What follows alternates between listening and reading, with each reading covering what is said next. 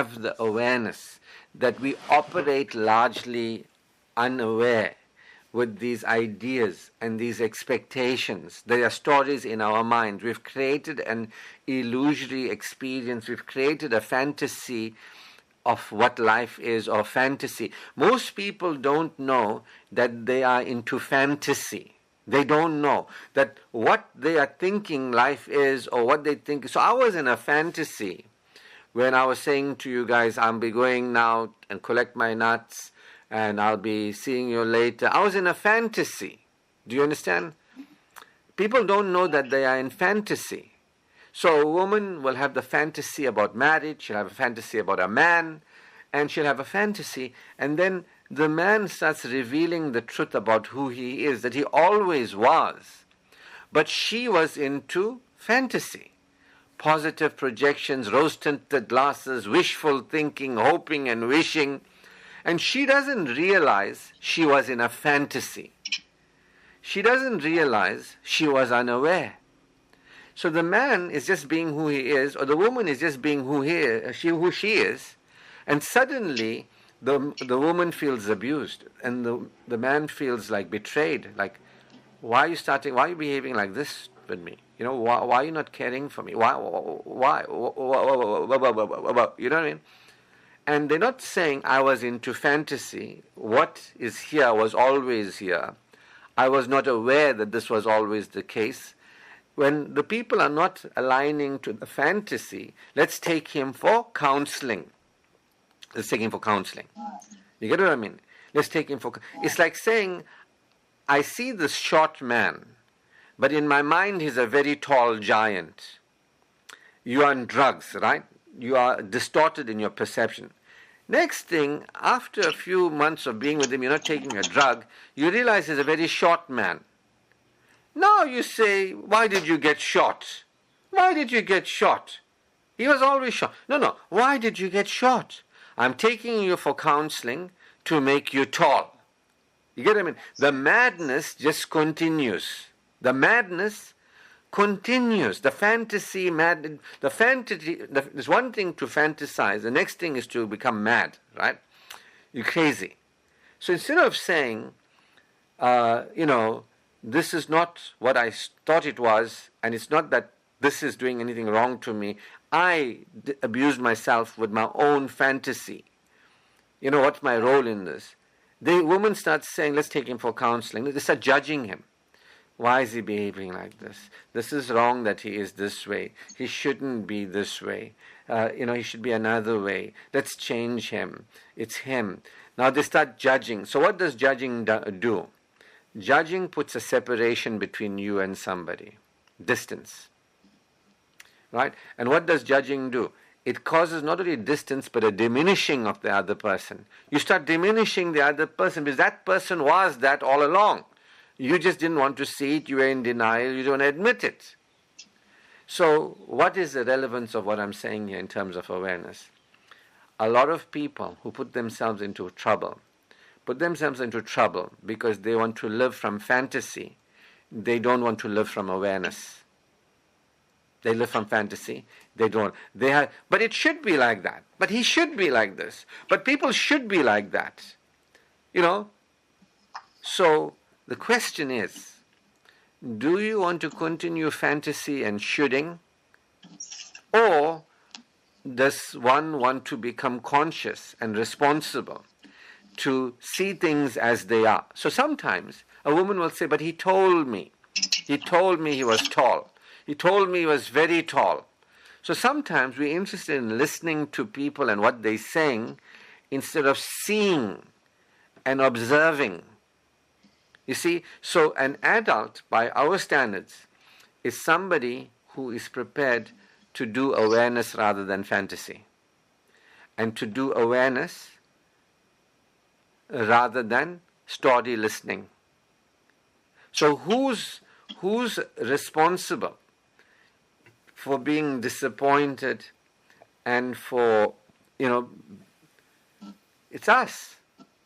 It's us. It's not anybody else. So in that situation, you can say to that person, I've been here and I've enjoyed my time for 10 days.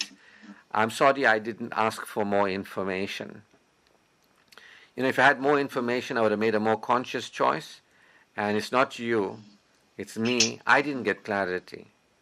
Had I had the clarity, I could have spoken to you, I could have negotiated with you. And I'm sorry for entering into agreement with you unconsciously. You get what I mean? Now, that's a very mature adult thing to do. Now, people don't do that. You won't have a woman saying to a man, I was mistaken. I had a fantasy. And I realized I wasn't clear and aware. I didn't realize I was hopeful and wishing and, all that. I wasn't playing a responsible role in my life. I've gotten in a relationship with you, not because you fooled me, not because I was anything, except that I wasn't into awareness. I've been living my life, believing my ideas of reality are reality, believing other people's ideas of reality are reality, right? Because sometimes people think they're the best thing in the world. They're so kind and that, and you listen to them and say, yeah, you're so kind. But if you open your eyes and you look, then you'll see. Now, I'm not saying to look and see that everybody is bad. Because if you look and you see, you will see there are some people that are secure and more aware, and other people are insecure and less aware. And once you look, and without judging anybody, you can move to a higher level of functioning where you receive everybody without acting like a victim of them, and you will then be able to see who's who in the zoo without judging the animal. You know what I mean? You'll just say, okay, so I see you for who you are, and you're not bad, you're not good, you're just unsuitable. Let me not act all nice and warm and fuzzy. I'm looking for a man, and it's nice to have met you, but you are not my type. You don't have to kill the man. You don't have to say you're so bad, you're so ugly. You don't have to do any judgment. There's no judgment. You can live your life without judgment. You can live your life with awareness. You can live your life with awareness. If you want to, you can start living your life and saying, like, wherever I've been living in fantasy, do I want to live in fantasy? Do I end up judging people and acting crazy and live like that? Or do I want to start taking responsibility for awareness? Anything that I do, can I ask myself, what are my ideas here, and double check against it? You get what I mean? Like, I'm going here, instead of wishing, oh, it's going to be the best thing ever, it's going to be wonderful. Yeah, be positive, be optimistic, but also be aware, and you can make choices and decisions based on awareness. So if you're going there, you can say to the person, I've never been there, this is a very it's a very different experience for me. I'm drawn to be there, but I'm not sure if I'll be comfortable. Like when I started staying in this place, which is, closer to the road than the place that I was staying before, I was aware that I can be sensitive to road sounds. I was aware. So when I took this place, I said, you know what, I'm taking it, but I might not continue to take it if the road sounds are too much.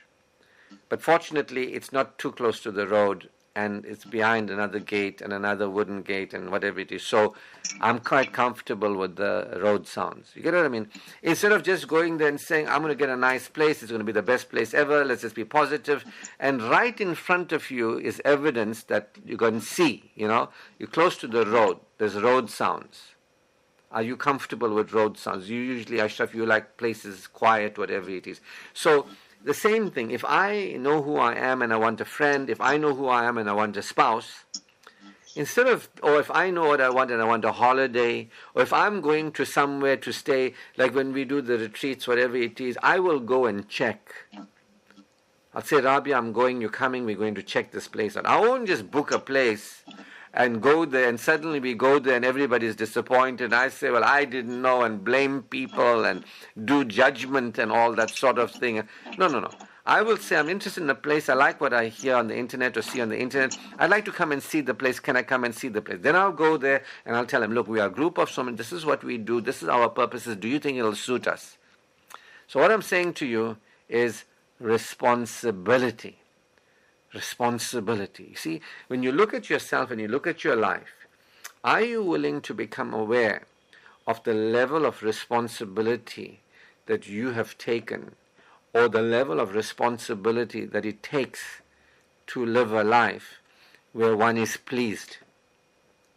Whether it's a woman choosing a man, whether it's somebody going on a holiday, whether it's me going to fetch, my peanuts and other nuts and all that from the lady, how much responsibility am I prepared to take?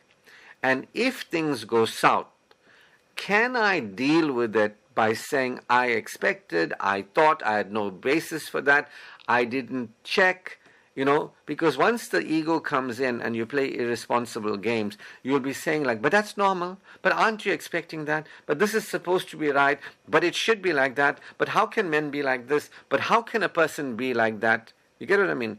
Everybody is perfect, but maybe not be perfect for you. But now you start saying, because they're not perfect for you, because you didn't check to see if they were perfect for you, women are saying these men are not perfect. You don't have to judge. So if you begin to see this, if you have a higher level of awareness, and you begin to say, in my life, have I been doing fantasy? And I've been very disappointed in my life.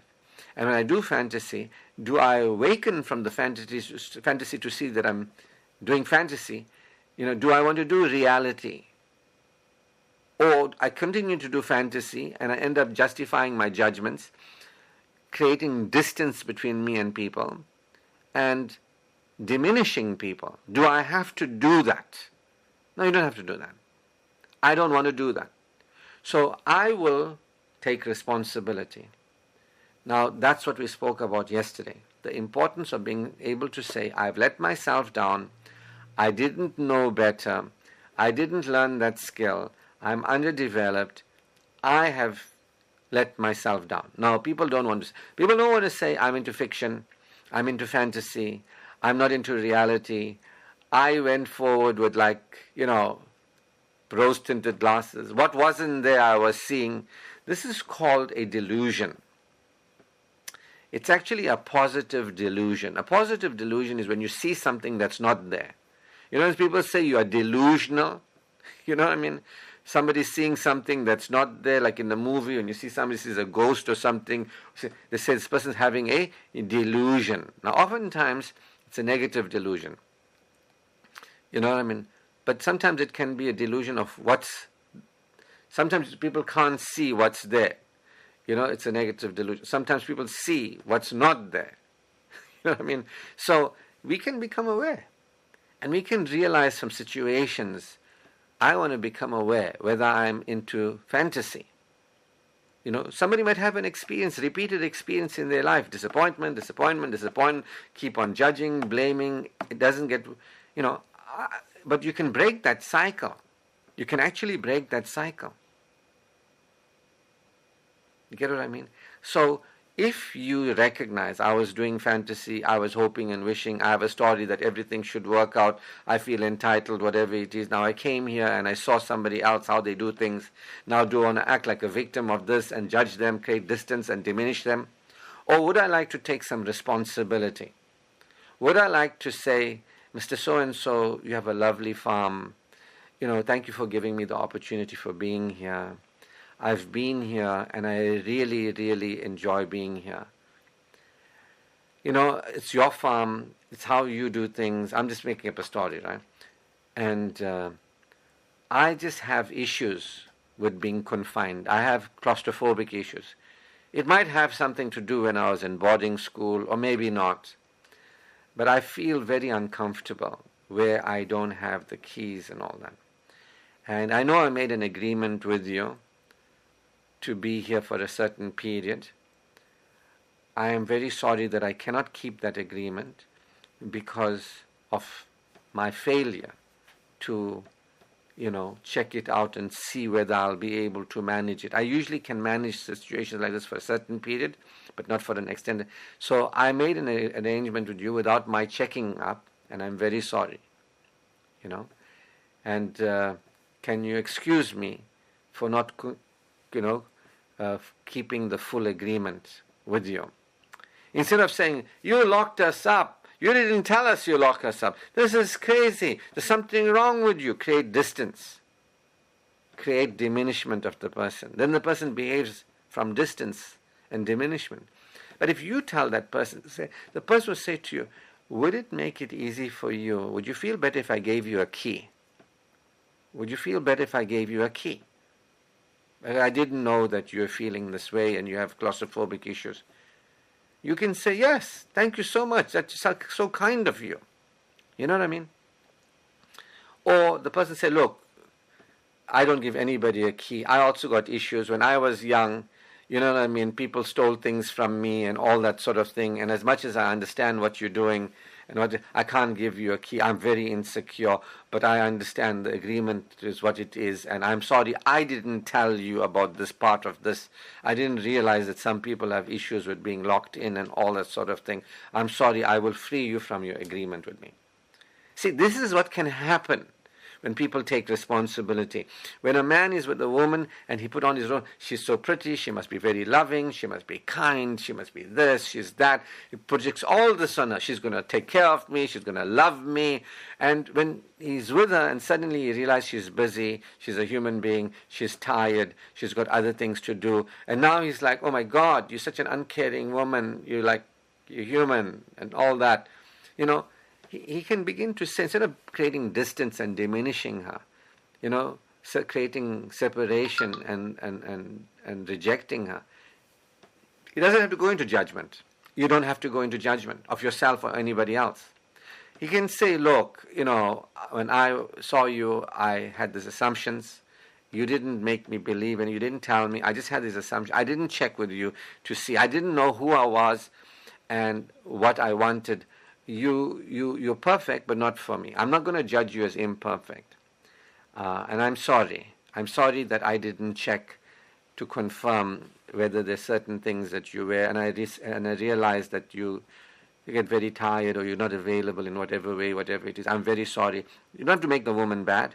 You don't have to make the man bad. That woman will say, thank you so much for telling me this.